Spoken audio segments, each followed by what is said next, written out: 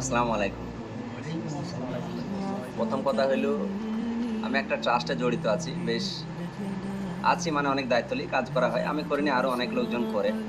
ট্রাস্টটার নাম আমাদের গ্রাম থেকেই বেশ অনেক মানুষের হেল্প করা হয়। এখানে হিন্দু মুসলিম কোনো ব্যাপার না। যেই মানে কোনো অসুবিধায় পড়ে প্রবলেমে পড়ে হেল্প করা হয়। যেরকম ঈদের বাজার, কোনো অ্যাক্সিডেন্ট রোগী বা কোনো মেয়ের বিয়ে দিতে পারছি না। যেকোনো ব্যাপারে তারা যদি বলে যে আমাদের এটা দরকার, আমাদের এই ট্রাস্ট থেকে ১০,০০০, ২০,০০০ বিভিন্ন রকম দেয়া হয়েছে।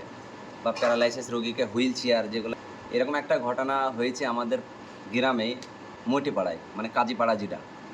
তো কাজীপাড়ায় মোটামুটি এখানে তার বন্ধু ২-১ জন আছে চেনে তাকে ভালো করে। গাড়িতে গিয়েছিল, অ্যাক্সিডেন্ট হয়ে ইয়াং ছেলে, তার পাটা কেটে বাদ যায়। ঠিক আছে? তো আমাদের ট্রাস্টকে জানিয়েছে যে কিছু হেল্প করতে। যতটা পারবে, মানে কঠিন অবস্থা তাদের।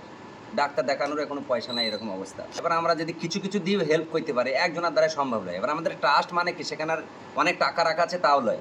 ট্রাস্ট মানে কি? বলেছে মানে আমাদের ট্রাস্টে কিছু ছেলে আছে সবাই মিলিয়ে ২০, ৫০, ১০০, ২০০, ৪০০, ৫০০, ১০০০ যার যতটা সামর্থ্য এরকম করে হয়তো আমি যেরকম আমার টিমে হয়তো এখানে ২৩-২৪টা ছেলে আছে। মেটিয়াপুর যে কিছু ছেলে আছে তো ওখানে কিছু বললাম, এখানে কিছু বললাম, হয়তো যা উঠলো বা গ্রাম থেকে কিছু তুললো, আরও কেউ ভাইরা বাইরে থেকে দিলে এইগুলালেই ট্রাস্ট। এরকম লয় যে ট্রাস্টে ২-৫ লাখ রাখা আছে এরকম কিছু না। তো ওই টাকাটালি তার বাড়িতে তুলে দেওয়া হবে, তাতে ১০,০০০ হোক ২০,০০০ হোক, মানে যেটা হবে। তো এখানেও কিছু ছেলে সব আছে, কাউকে কোনো জোর জবরদস্তি নাই। কেউ ১০ টাকাও দিতে পারে, ২০ টাকাও দিতে পারে, ৫০ টাকাও দিতে পারে। বলে যে না একটা ওষুধের দাম হয়েছে ১০ টাকা, সেটা হয়ে যেতে পারে তার পয়সায়। ১৫০ যার যতটা ক্ষমতা। এখানে এরকম লয় যে কালকে আমাদের কিছু হবে না। আমাদের মধ্যেও কারো কিছু হতে পারে। আমি পড়ে যেতে পারি। এই ট্রাস্টে আমাকে একটু হয়তো দেখবে এক টাইমে।